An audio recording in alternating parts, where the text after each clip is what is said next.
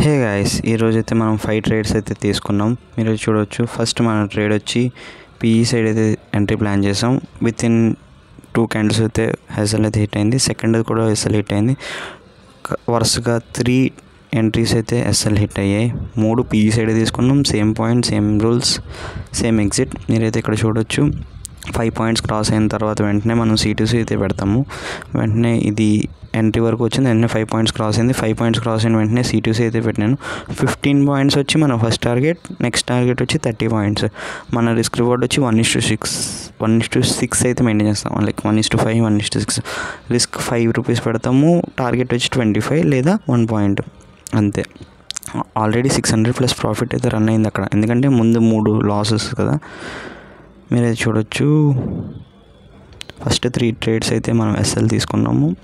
And ఇది వచ్చి market reverse అవుతుందని అర్థమైంది. నేను వెంటనే C2Cకి అయితే బుక్ చేశాను. అండ్ ఇది వచ్చి నా final and last trade. C2C line అయితే మీరు చూడొచ్చు. జస్ట్ 1 పాయింట్కి అయితే C2C పెడతాను నేను. అది కూడా 5 పాయింట్స్ క్రాస్ అయిన తర్వాత C2C పెడతాను. మీరే చూడొచ్చు. ఒక్క స్పైక్లో అయితే పైకి చాలా ఫాస్ట్గా వెళ్ళిపోయింది మార్కెట్.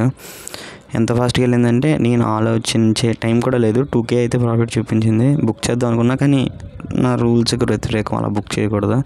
సో టార్గెట్ వరకు వెయిట్ చేశాను. 1 పాయింట్ డిఫరెన్స్లో 29 పాయింట్స్ వరకు వెళ్ళింది. 1 పాయింట్ డిఫరెన్స్లో నేను ఆగాను. మళ్ళీ వెళ్తుందని చూసా, కానీ వెళ్ళలేదు. C2C అయితే పెట్టాను. అలా కన్సాలిడేట్ అయింది మార్కెట్. చాలాసేపు కన్సాలిడేట్ అయింది. ఇలాగే ఉంటుంది. మ్యాక్స్ మనం రూల్స్కి అయితే ఫాలో అవ్వాలి. ప్యానిక్ అవ్వకూడదు. అయ్యో ప్రాఫిట్ పోతుంది అని చెప్పి భయపడ్డామంటే మనకి లాస్ పోతుంది. అండ్ మీరైతే చూడొచ్చు. 1K ప్రాఫిట్ మళ్ళీ వచ్చింది.